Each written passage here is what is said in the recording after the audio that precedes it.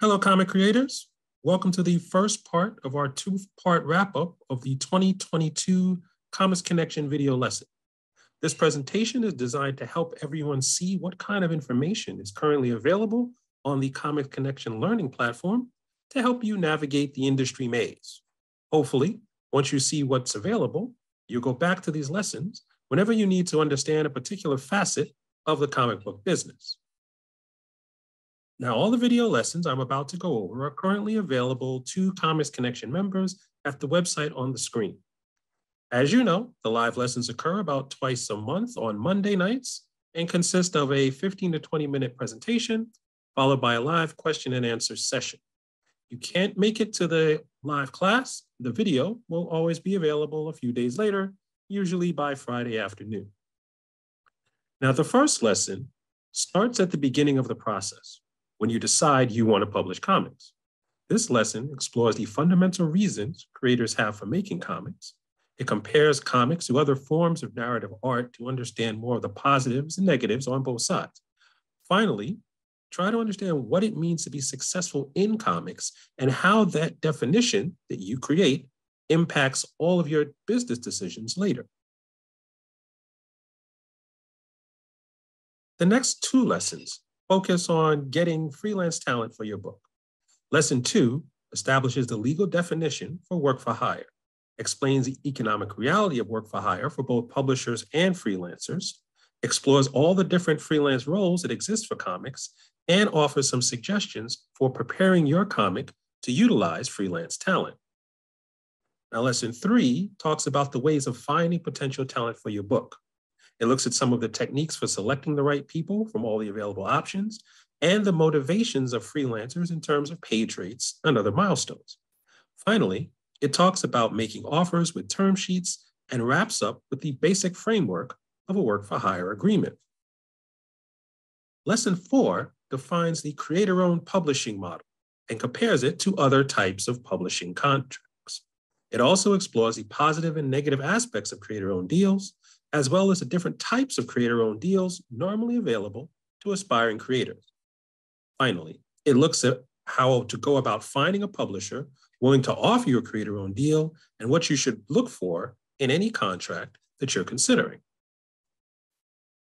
Lesson 5 defines what a license is in the comic book industry, why it has value, how licensing has impacted the comic books, the requirements you need to achieve before you can start licensing your comics, and the contractual terms you need to consider before taking any licensing deal. Lesson 6 defines digital distribution and the main forms in relation to print distribution.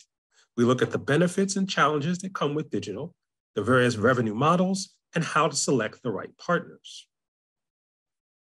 In Lesson 7, we answer the questions, what is a contract? Why do creators need contracts? What happens if you don't have contracts? What are the different types of contracts? And what are the different elements of each contract? The lesson on comic book copyrights defines what a copyright is and why it's important to comic book creators. It also talks about how a copyright is established. Finally, we look at the various uses of copyright before I provide a screen-by-screen analysis of the copyright process that you could use for your own comics. The first of our three-part series on market research helps everyone establish a baseline understanding of marketing and market research principles, and then helps you apply those principles to your comic book marketing.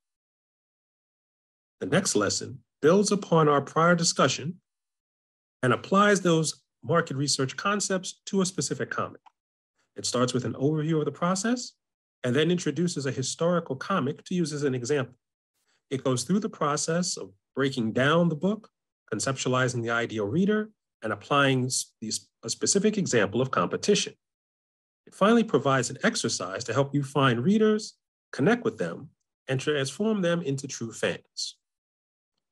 Our last lesson in the initial marketing block highlights the benefits and risks of using social media as a marketing tool, considers some of the factors that will impact your use of social media, and offers some tips on how to use and not to use social media to market your comics. Our 6-part analysis of comic book economics starts with a framework for understanding the financial aspects of comics. We explore the current business models and methods for measuring economic success for various career paths in the industry in this lesson. Lesson 13 identifies the various costs associated with participating in the comic book industry. We introduce our basic definition of costs, then break down the various categories of costs you need to consider in various business models. Then we look at some of the mitigating factors you could use to reduce or eliminate certain costs from your business model.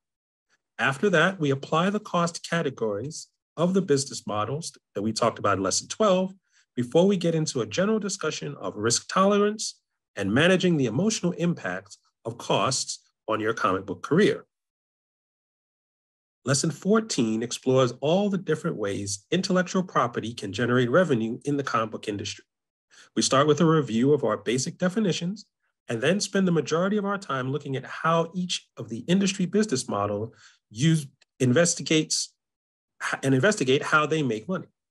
The lesson ends with a comparison between potential revenue and actual profit and a brief example for comprehension. The 4th class in our cluster on comic book economics explores the options available to comic book creators looking for money to get their businesses up and running. Lesson 16 combines all the information from the prior sessions on economics in a case study designed to help you develop profit and loss statements for your comic book business. There's also a sample P&L form available to you to download here. The final economic lesson breaks down the different factors that go into setting page rates to give you a deeper understanding of their impact on your comics. The task of producing a comic was the subject of our 6-part series on project management. In lesson 18, we established a foundation to conceptualize the process of creating comic book pages. We developed specific tools and procedures to get the most of your artistic efforts, to save money, save time, and reduce stress. In lesson 19, we focus on how money defines your comic book project and the ways you can adapt your goals to match your financial realities. Lesson 20 explores the role of creative talent in your comic book project management to help you harness the abilities of your team in the most efficient manner possible. First, it defines talent management to structure the discussion. Then I go in depth on each element of talent management, utilizing some of the concepts we developed in earlier lessons. We wrap up with a sample production schedule that you can modify and utilize for your comic book projects. Lesson 21 is designed to help you understand how to define time for your project management so you can schedule the activity of your team in the most efficient way possible. First, we identify the role time plays in the comic book industry. Then we look at 2 main models for creative project management. That gives you a basis to establish a framework for your team, including all the timing considerations you should think through for your production schedule. Lesson 22 helps you develop and protect the creative output of your comic book publishing efforts. It starts by defining some general terms for assets and placing the asset management process within the overall cycle of comic book production. I then spend a little time focusing on the script for your comic because it is so pivotal to the quality of your book. After that, we look at some organizing principles and storage solutions for your digital files. Finally, I touch on some security and backup consideration before opening the floor for discussion. The final lesson in this series places all the different aspects of project management into a comic book publishing scenario. It starts with an overview of project management process as a refresher point. Then we introduce a scenario to apply the various concepts. Next, we examine the pre-production factors that influence a project. And after that, we define the goal of the editor in this example. This gives us a framework to explore the aspects of financial, time, talent, and asset management during the project and any lessons learned once the project is over.